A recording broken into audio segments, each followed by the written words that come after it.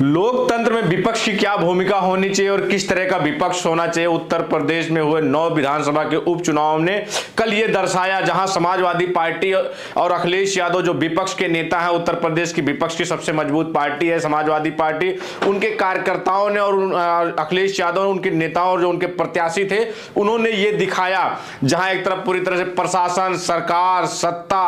हर एक अधिकारी, हर एक को टारगेट मिला हुआ था कि यह हर हाल में हमको सीटें चाहिए, हर हाल में जहां विपक्ष का वोटर है, जहां समाजवादी पार्टी के वोटर हैं या जहां माइनॉरिटी के वोट है जो विपक्ष को जाने वाले हैं, वहां पे किसी भी हालात में वोट ना पड़ने पाए और वो पोलिंग बूथ तक ना पहुंचने पाए। बावजूद इसके अखिलेश यादव इससे पहले भी लगातार वो आशंका जता भी रहे थे और अपने वोटरों को, अपने कार्यकर्ताओं से कह रहे थे कि बार बार आपको बूथ पे जाना है, एक बार, 2 बार, 3 बार, 4 बार बूथ से लौटाने के बावजूद लाठी चार्ज हो फिर भी आपको वोट करना है। और ये वोट अखिलेश यादव का कितना वो असर किया, इसका ये सबसे बड़ा उदाहरण है कि जहां जहां समाजवादी पार्टी का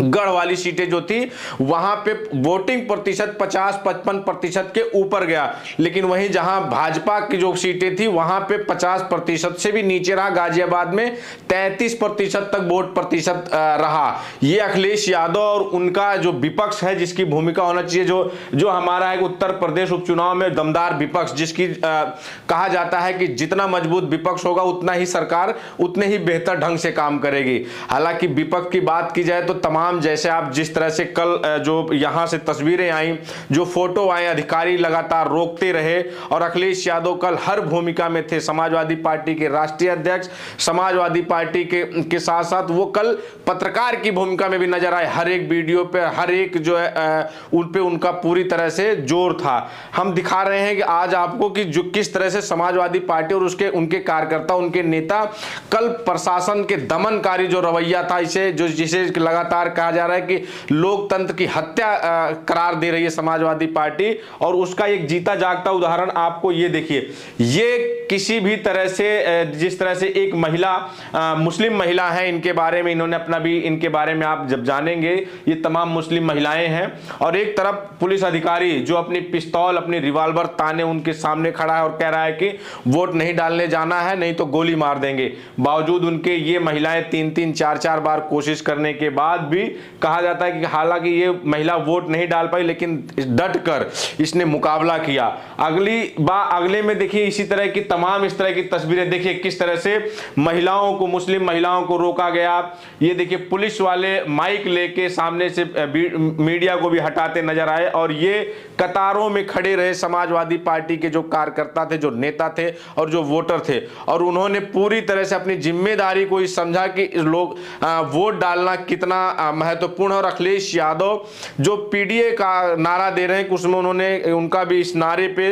कि पिछड़ा, दलित, अल्पसंख्यक कितना उनका कारगर था कि ये अल्पसंख्यक किस तरह से हर हाल में पोलिंग बूथ तक पहुंचना चाहते थे, हर हाल में वोट देना चाहते थे। और उन्होंने वोट, आखिरकार जब चुनाव आयोग की तरफ से कुछ कार्रवाइयां की गई, 8 से 10 पुलिसकर्मी सस्पेंड किए गए, तो थोड़ा सा जब प्रशासन ढीला हुआ, प्रशासन कहीं ना कहीं जब इनको मौका मिला तो कहा जाता है कि 2 बजे के बाद इन्होंने बम्पर वोटिंग की, जैसे ही मौका मिला। तो ये विपक्ष और अखिलेश यादव की भूमिका थी।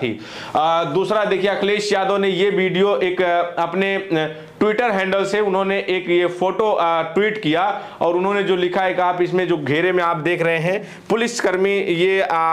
अपने हाथ में पत्थर लिए हुआ है और सामने से, और इसी पुलिस, इन्हीं को तमाम लोग जो खासकर सत्ता के लोग हैं और जो एसएसपी हैं खास, वो उनका कहना था कि जो उधर से पत्थरबाजी, तो ये पत्थरबाजी शायद ऐसी कोई वीडियो अभी तक नहीं सामने आई है कि जिसमें खासकर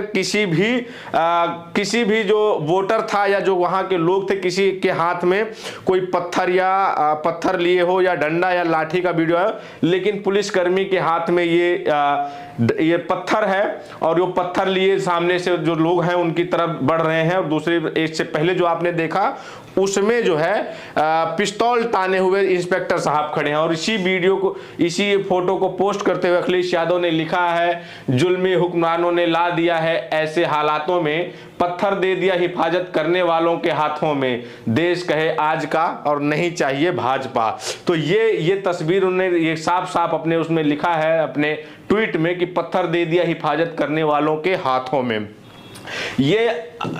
अगर यही तस्वीरें, अगर आप सोचिए कि अगर ये तस्वीरें बंगाल की होती, ये तस्वीरें वहाँ से होती जहाँ की विपक्ष की पार्टी, ये तस्वीर कहीं अगर हिमाचल में से होती, ये तस्वीर अगर आप कर्नाटक से किसी उपचुनाव में आई होती, तो सोचिए कि यही मीडिया, हमारा जो मीडिया आज ये दिखाने में लगा है, ये बार बार एक नैरेटिव सेट किया जा रहा है मीडिया के द्वारा कि इन लोगों ने जो पहले पत्थरबाजी की, उसे रोकने के लिए पुलिस वालों ने लाठीचार्ज किया, बल प्रयोग किया, जो आईडी चेक कर रहे थे, जबकि कहीं भी ऐसा नहीं है कि पुलिस या जो प्रशासन के लोग हैं उनको आईडी, आधार कार्ड चेक करने का कोई है। उसका काम, आधार कार्ड, आईडी चेक करने का काम जो पीठासीन अधिकारी होते हैं, जो चुनाव में जिनकी ड्यूटी, उनका काम होता है। लेकिन जो विपक्ष की कल भूमिका निभाई है समाजवादी पार्टी ने, खासकर उत्तर प्रदेश में, ये एक सशक्त विपक्ष की तरह पेश आए हैं और काबिल तारीफ रहा। और आने वाले चुनाव में आपको दिखेगा कि, और इसका जो दबाव दिखेगा आपको, खासकर यहाँ के जो हुक्मरान हैं, जो मुख्यमंत्री हैं, एक